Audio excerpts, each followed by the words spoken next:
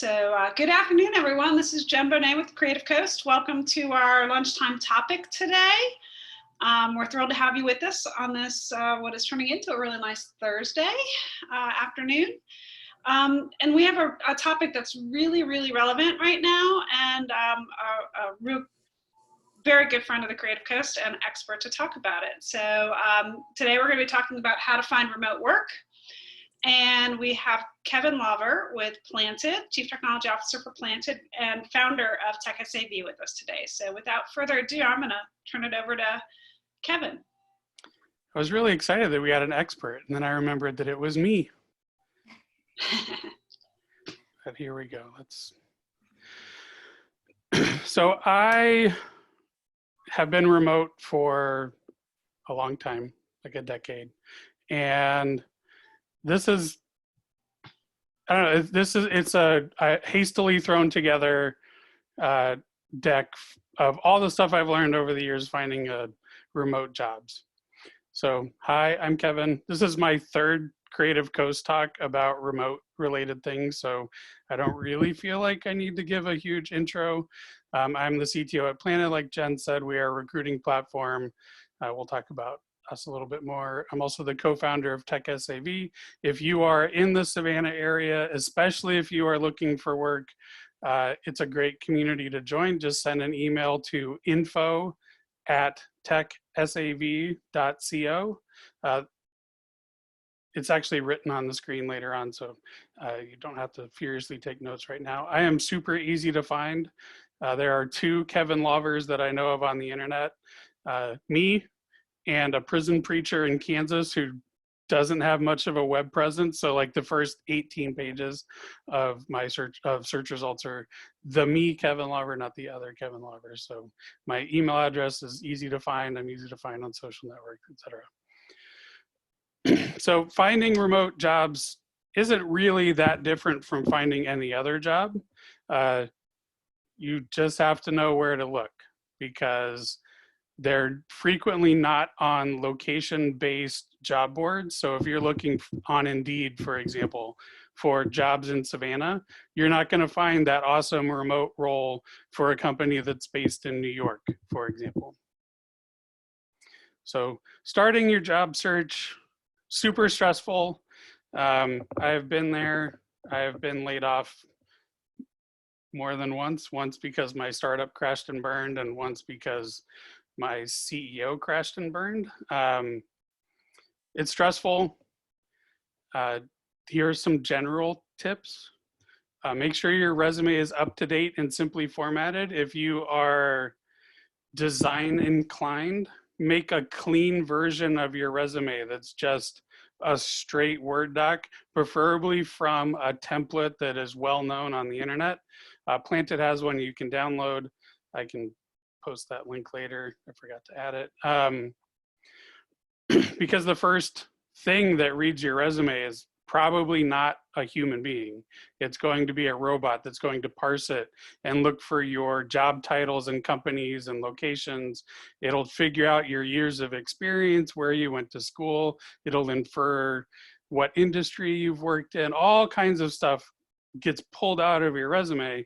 And frequently that first gatekeeper, if your resume is hard to parse, isn't going to show you as a strong candidate for whatever job you're applying for.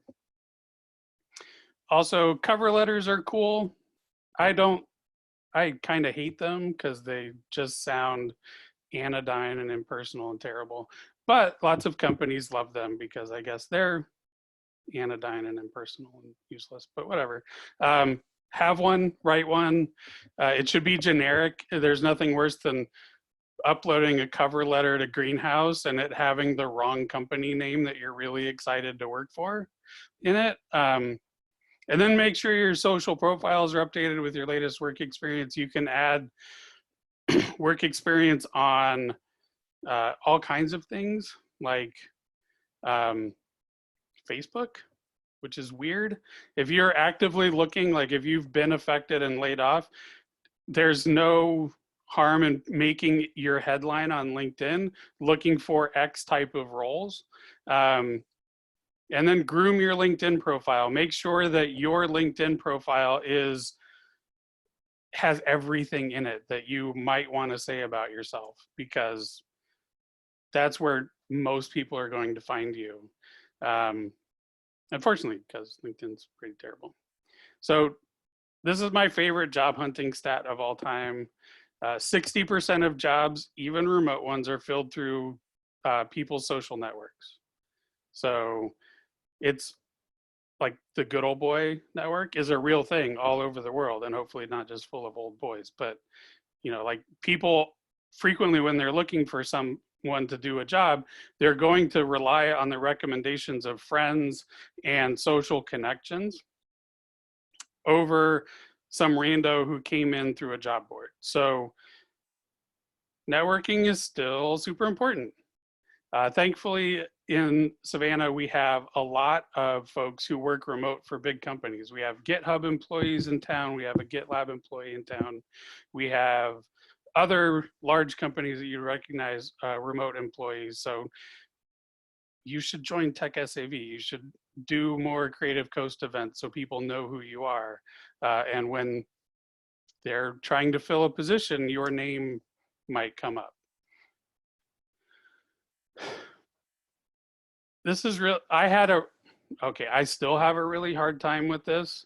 Like I was ashamed that I was laid off. I was ashamed that I was looking for a job, which is really stupid, especially now. There is no shame in needing to look for a job. None. Anyone who says otherwise, even if it's, someone in your head, they're an asshole. Like, you don't listen to them. There are millions of people in this position right now, or staring down the barrel of it, that we've got to just come out and say it. If you're looking for a job, tell everyone that you know that you're looking, because again, going back to that 60% of jobs that are filled through informal social networks, they need to know that you're available for whatever dream job they know about. Yeah, it's crazy. It's 30 million people, and I think that number is ridiculously low, and is even the official, like, those are people who filed for unemployment. I think a lot of people, going back to that shame thing, they're ashamed to file for unemployment, which you also shouldn't be. You should file for unemployment. It's part of our weak and shambless social safety net. You should take advantage of it if you need it. This is also hard. It is hard to ask for help. Please ask people to review your resume. It frequently does not say what you think it says. We have a career board channel in the Tech SAV Slack that is solely for people asking for resume help or to review job descriptions, because frequently people writing job descriptions, your job description does not say what you think it says. Please have people review your resume before you start sending it out. Friends can help spot typos. They can help refine the language, because you really only have that one page to tell people what you're all about. If your resume is 8 miles long, recruiters aren't going to read it. Like, the time that you get in front of recruiter eyeballs is seconds. It's 30 seconds at the most. So the thing that they need to see needs to be right at the top, and they need to be able to pull out very quickly why you're a good fit. So I mean, I understand if you have 30 years of experience or 20 plus like I do, it is really hard to get down to one page. But if I can do it, you can do it too. You might want to have 2 different resumes, one long form, one short form. Short form is like your introduction that you send along with your cover letter. And you can say on it that I have a more full, like a European style CV that is a more complete employment history with a lot more descriptions. Also, if you don't have a great current network, and there are people that you read either online or whose blogs you love or share things on social media, please ask them for advice. There's nothing cooler than someone reaching out and saying, hey, I love what you wrote about X. Could you give me some advice on this part of my resume? Ask them be very specific in your ask. Ask for one thing, make it very easy for them to say yes. And yeah, reach out to your larger networks. post on Facebook that you're looking, post on Twitter that you're looking. LinkedIn is terrible, but post on LinkedIn that you're looking. You never know who that post will reach and will touch, and something will come out of it. So that's the getting ready, because you gotta have that resume ready, that cover letter ready. I've had way too much coffee today. Before you really start looking and applying for jobs. So we've done that. We're ready. We've got all of our resources lined up. We've had people review our resume. Now we're all set to look. So this is where I work. Hello, Planted. We have lots of cute cats. As you can see, some of them are behind me. I left out the weirder ones. Like we have a Jon Snow cat and a White Walker cat and a zombie cat. We have lots of them. Yes, I work here, so I have to mention it.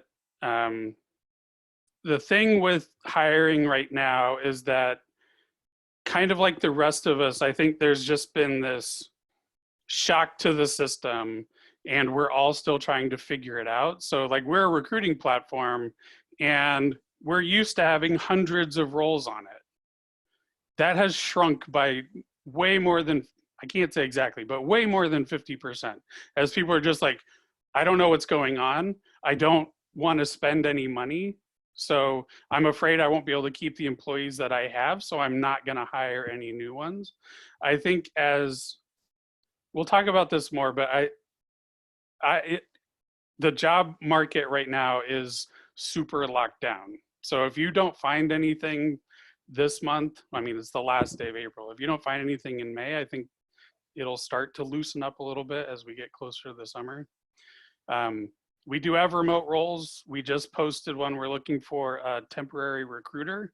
So if you have a recruiting background, go sign up for Planted and apply. It's totally remote, as all of us are. So LinkedIn, I've talked about them and pooped on them already, but I know they're terrible. Like Microsoft bought them. They should be better, but they're not. So LinkedIn does have an option to search for remote jobs. It's kind of terrible because it includes things all over the world and has salaries in other denominations like rupees and RMBs and other things. But it is a good place just to kind of get an idea of what's out there, especially in software development land. It also allows you to see who you know that works at the company that you're interested in, like Josh. That is little Josh's little tiny profile picture there. So you can get a warm intro. A lot of companies like this, especially larger tech companies, have internal referral programs. So if you know someone even tangentially who works there, ask them what that process is. It might mean that they need to put your resume in the system, and it might mean that you just apply and they'll add their like current employee stamp of approval. Ask them how the interview process goes. Get as much intelligence as you can out of people who've already been through it. Excuse me, must drink tea. We work remotely. This is a great source for all kinds of remote tech jobs, not just development. They have customer service, design, project management, all kinds of things.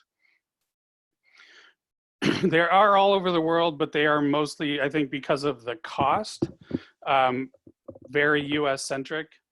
Not a ton of senior stuff here, but a lot of roles that you wouldn't expect.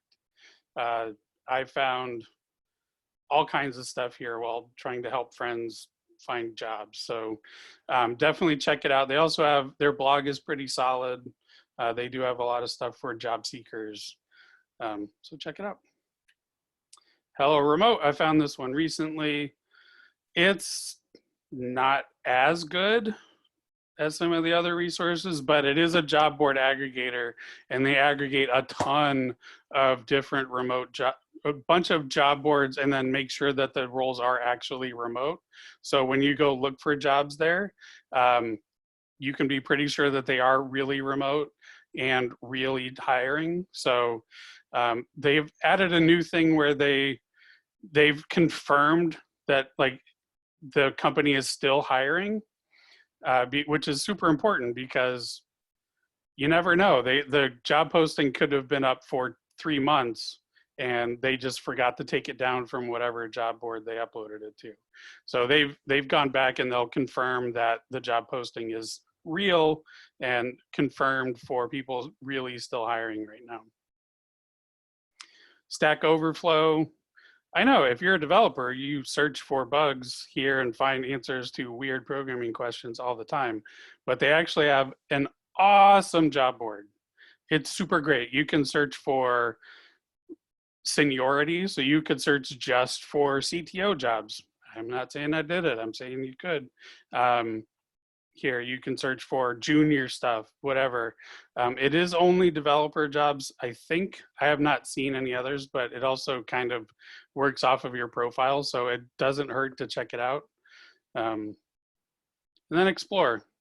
So Remotive, they're also an aggregator, and I kind of hate their interface, but they have a list of companies that are fully remote. So they're really good at it. There are lots of companies who are trying to figure out how to be remote right now, and a lot of them don't do it very well. So these are companies who like declare their love for remote work and are pretty well suited to doing remote. Again, you can just kind of see what companies are out there, and even if they're not hiring right this second, you can come back to them and see. Angel.co, this is AngelList, sort of the home of startup jobs.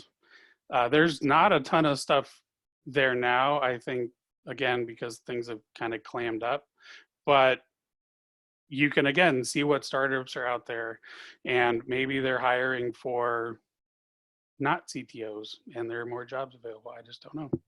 But that's how Planted found me 5+ years ago. Is I, again, got laid off and created a profile on AngelList. They found me, reached out on a Friday afternoon, and I had a job Monday morning. So like when it moves, it can move really quickly. So again, it doesn't hurt to create a profile. You never know who will reach out and what will come from it. So if there's something that you're into, there is probably a job board for it. So search for the thing you're passionate about and remote jobs and see what you find. If you're into baking, remote job. I don't think baking would work, but that's what I'm into. I haven't found any remote jobs related to baking, but you never know. So for example, if you're into public interest technology, Code for America has a job board. The jobs there are all over the map. They're not just tech jobs. A lot of them are project management, technical writing, social media, marketing, all of that kind of stuff. For, if not nonprofits, they are nonprofit adjacent and or work with governments and making governments better. So it's real, the jobs there are really cool. They don't have a remote only option for location, which I find really disconcerting. So frequently I will look, you just have to scan it and find it. So, but again, it's kind of cool that there are all those public interest tech jobs out there. So interviewing tips. I've interviewed lots of places over the years and it's always frightening. So it'll be over the internet, duh, or over the phone. It'll probably be over Zoom though, because everyone's using it. Unleash the business mullet. This has shown up in my other presentations, but you should dress from the waist up like you would for an interview. Definitely use a headset with a mic because keyboards are noisy, and most decent phone headsets now have at least a directional mic, so it'll pick up you and not the dog or the kid in the next room or whatever. Other than the technical issues, it's exactly like any other interview. except don't interrupt your interviewer, because those interruptions are even more jarring over the internet than they are in person. And don't have a bunch of other distractions on your screen. It's easy to, I don't know what it is. Like, I have nothing else open right now except my presentation and y'all's pretty faces and chat, because I am a squirrel and am easily distracted. So if you're interviewing with someone, make them the only thing that you're looking at, other than maybe your resume, because they're going to ask you about it. So having it up on the screen would be helpful. Also, Freddie Mercury.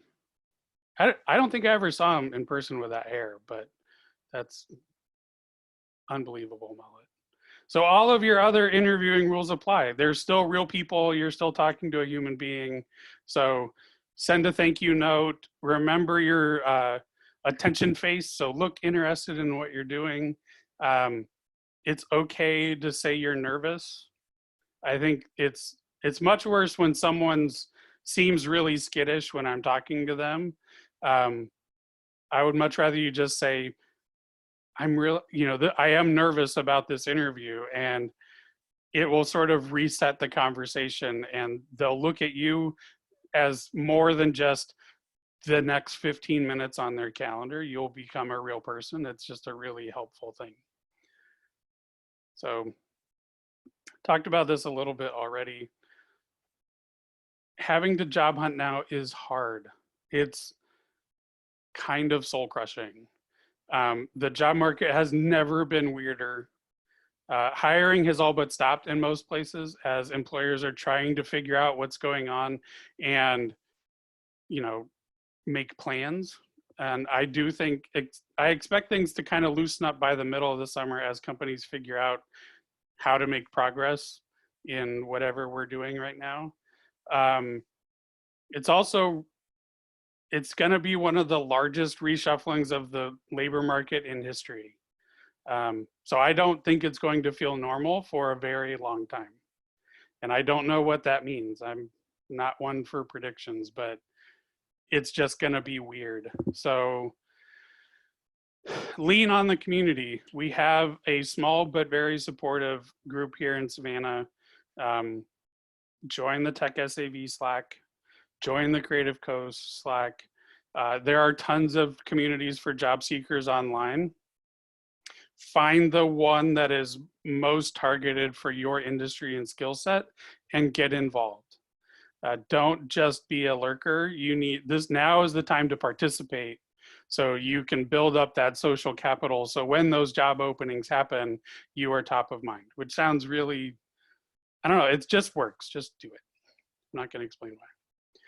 And then again, don't forget to ask for help. We are all in this together separately in our own houses. So it's easy, it's really easy to feel alone and lost. But ask for help. Ask people in Slack for a pep talk. Ask your friends for pep talks. Talk to people outside of text-based things. Do video calls one-on-one. Because the worst thing now is to feel more isolated than we already are, right? I found this really hard. It's really easy to just sort of put my head down and focus on my problems instead of thinking about the larger picture. And be kind to yourself. If you've lost your job or your job is super precarious, it's not your fault. This is a once a century, hopefully, kind of thing. Like, this is the biggest pandemic since the Spanish flu 102 years ago. So it's okay for this to feel crappy, because it really is. It will get better eventually, and you'll find something new to do. Really, you will. It'll be okay. And then be patient. Be patient with yourself, making progress on stuff. I think I'm really scattered right now. It's very hard for me to concentrate on things. It took me 3 days to write these 30 something slides because I like squirreling, keep bouncing around to things. So I went through that very quickly. Any questions? or ask them in chat. No, Kevin, I've got questions. So I want to know more about the interview process. Okay. You know, specifically, I'm going back on video. I mean, you interviewed for a very high level position in a venture-backed startup, never met the founders in person. Like, what, because especially like a high level position like that, I always tell my founders that I want them to interview for values, not just the technical skills. So talk a little bit more about the interview process. The Planet one was really funny because I had an offer from another startup. So the founding CTO reached out to me on AngelList and was like, hey, I just saw your profile. You seem perfect. Can we hop on a Google Hangout? Which is what people used in the day 5 years ago.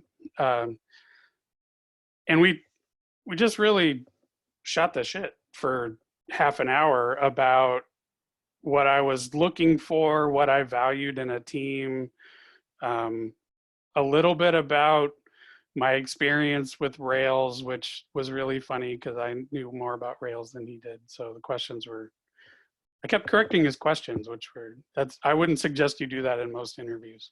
And then I got on the phone with the founders, and again, we talked about what I like about teams, like what teams have I been on that worked really well, which ones didn't, my management style, my leadership style, how I am as a teammate, how they are. I asked them lots of questions. Like if you're interviewing at a startup and one of the first questions you ask isn't how long is your runway, you're doing something wrong. Like that should be like near the top of your questions. And like I asked them what their goals for the company were. Because if you're going into like VP level stuff, you really should be on board with the vision for the destination that you're trying to reach. So yeah, the conversations are a little different than you would have face to face, but they're not that different, right? Like there's still a lot of relationship building. There might be more rounds if you're interviewing for a remote position than you would normally do at an in-person one, because there's just scheduling. So like you might need to schedule everybody that you need to talk to. Like now, that was back in the old days of Planet. If you apply for a job at Planet now and you're going to be kind of on the core team, you will talk to everybody in the company, which takes like 3 days. And the interviews are each half an hour to an hour, and we will grill you about culture stuff and how you are as a teammate, because we don't like bad teammates. Thanks. Yeah, I think it's always interesting to think about how to interview for culture fit.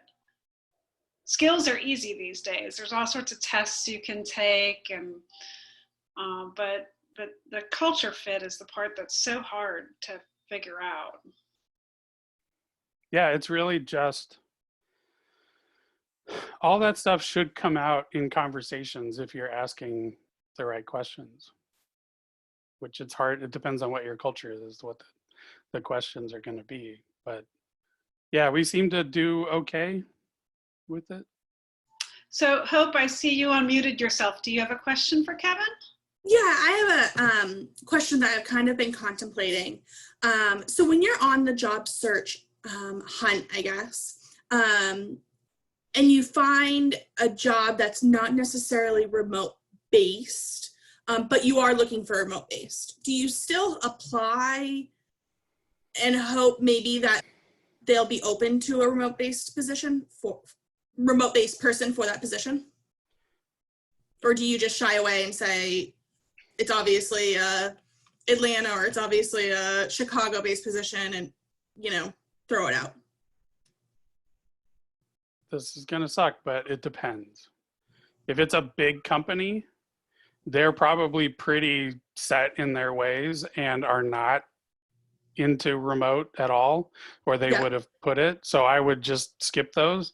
If it's a fairly early stage startup, like less than 10 to 15 people, it doesn't hurt to go ahead and apply.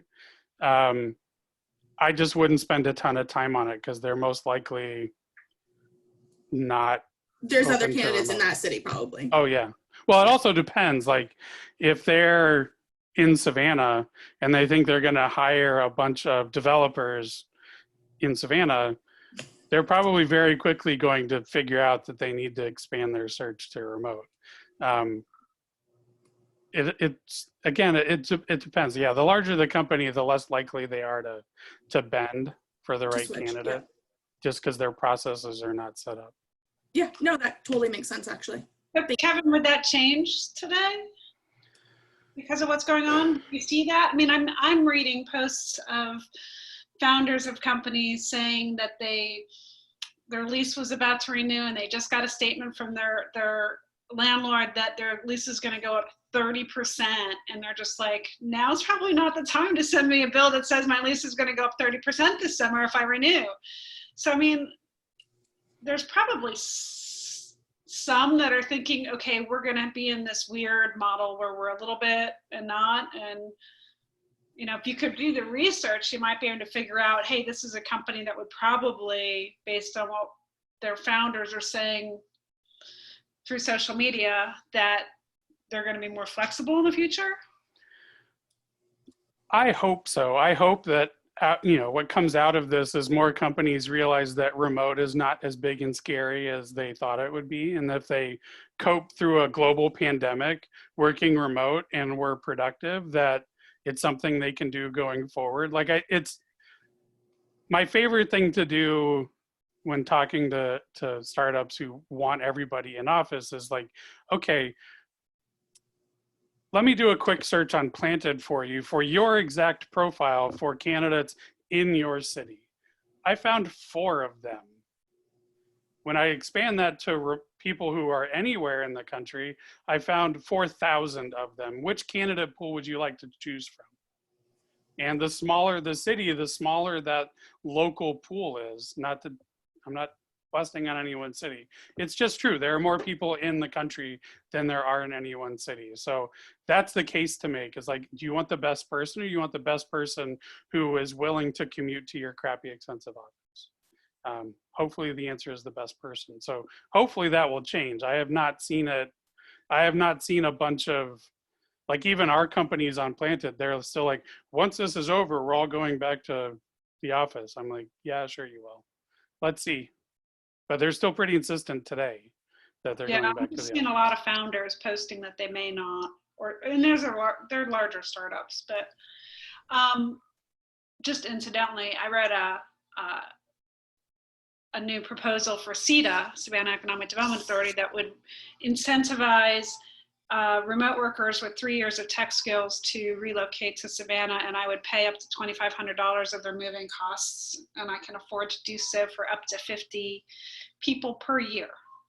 So hopefully that will be approved, and we'll be building our tech community, because the folks that are living in New York or the DC area or Boston or Chicago and San Francisco that have been stuck in a 600 square foot 1-bedroom apartment with 4 people, 2 adults and 2 children, might want to come here. I mean, maybe. Tulsa did the same thing. They offered a $10,000 relocation bonus plus subsidized rent for a year. So yeah, I can't justify those. There's Vermont, there's Omaha, Nebraska, there's a Tulsa, Oklahoma that have all done similar things. My theory is if you love Savannah and you'd like to be here and you like the culture and the things that are already here, that my relocation fee is probably enough for you to justify it right now. So I'm gonna go for that, but we'll see. I know Vermont didn't get the results that they were completely hoping for, is what I heard. I'm actually from northern Vermont, so I know that they were trying to do it to increase their young population, because they see that a lot of their young population is leaving the state. So that's kind of why they had that incentive, but I don't think it's really kicked off as much as they were hoping for. They got a lot of press. It did. It definitely did. I think they were one of the, they were the first, I think, yeah. All right, so back on topic. Anyone else have any questions for Kevin? I guess I have one. What's up, Kevin?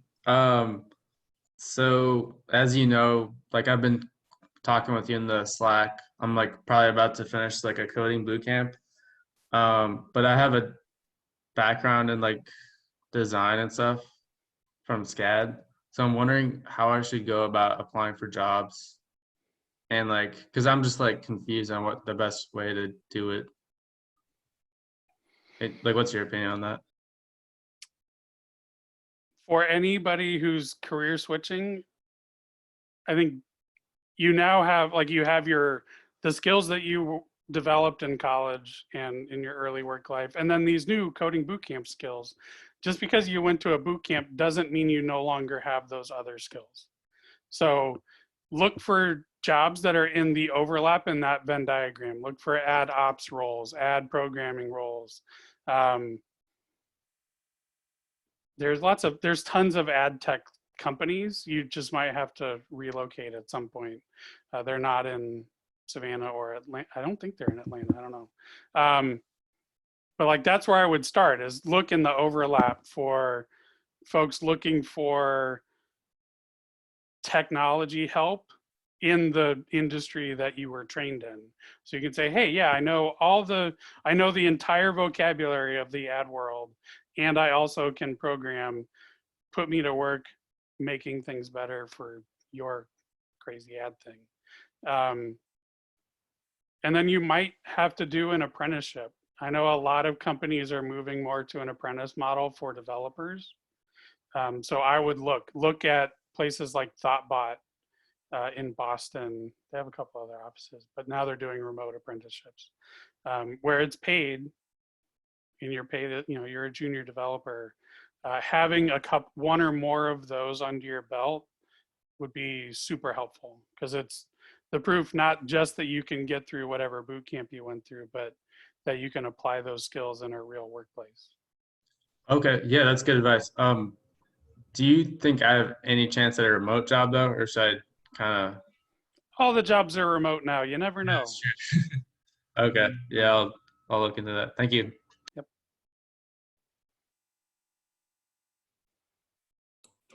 Austin, when you're ready, let me know. I can forward your resume on to some ATDC companies in Atlanta. Okay, I appreciate it. Yeah, I'll have to add you. I'm not sure if I have you on LinkedIn, but I'll try to find you on there for sure.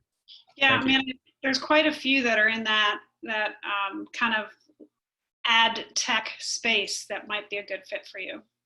Great, thank you. Yeah, I'll probably post my resume on the career board before I like send it off, just to make sure it's all good. And then, yeah, appreciate that. Awesome. Any more questions for Kevin, or do we end early today? I have a question. Oh, we got a question from Kate. Okay. And Kat. Kate and Kat have questions. Should we go in alphabetical order? Let's go in alphabetical. You go, Kat. Okay, great.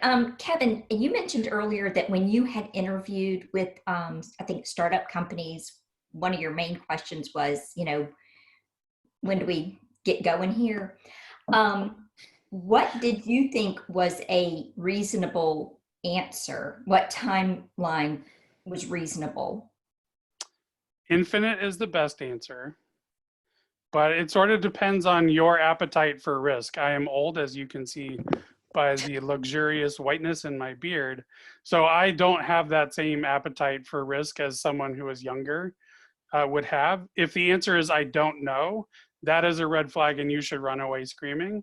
If you're younger than 30 and don't have a mortgage or kids or family that you have to support, then 6 months for a really early stage company is probably about the lower end limit. A year is much better, because if you haven't really, like if you're still in the process of building your MVP and don't know if you have market fit yet, you're going to need time to do that. And if you're pre-revenue, then that 6 months goes away very quickly. It just flies by. So a year is pretty good. My limit was 18 to 24 months. And Planet had the right answer for that, and we've made that runway last for 5+ years, so that's pretty good. I'll hang my hat on that. Okay. Sorry, I'm going to comment on anything that's related to venture funding. So If they don't have at least 18 months runway right now, I wouldn't think about it, just because the money's dried up. Anybody that's received venture capital, the venture capital that they have that's called dry powder, that's still left in the fund and not been deployed, is going to go towards shoring up the investments that they've already made, not to new investments. So the question becomes, who's already invested in them? I do the research around that, and you can do that on like something like angel.co or Crunchbase. You can usually figure out who's invested in them. And then you can kind of go look and see when did they raise their last fund. If they raised their last fund more than 3 years ago, there's no money left, right? So most funds deploy almost all their capital in the first 18 months after a raise. I know all this crazy You stuff. should also ask what round they're on. So if they've only done angel and you join, then your equity is much more valuable than if they've done like, they're 4 rounds in and they've already diluted their equity. Like all of those equity questions, we could spend a whole other hour talking about the questions you should ask, but I think Jen's right on. I forgot the moment that we're in. Yeah, I would say a year to 18 months. So more like me than not like old me.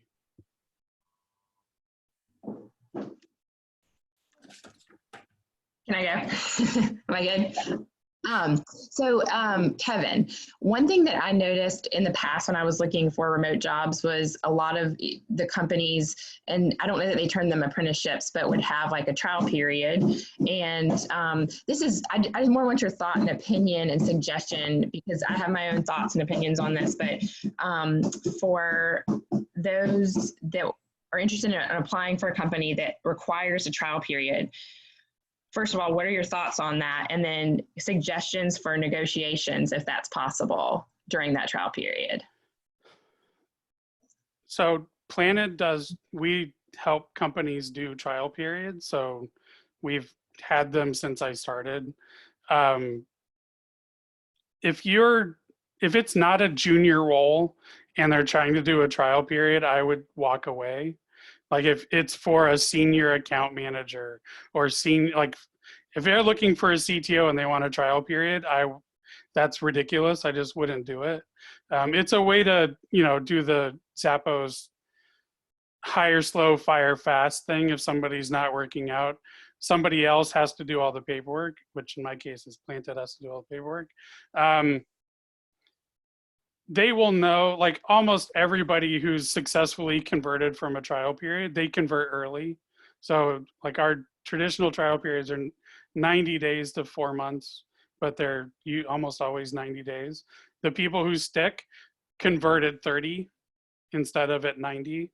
And you should start the negotiations for what your post-trial salary is before you agree to the trial.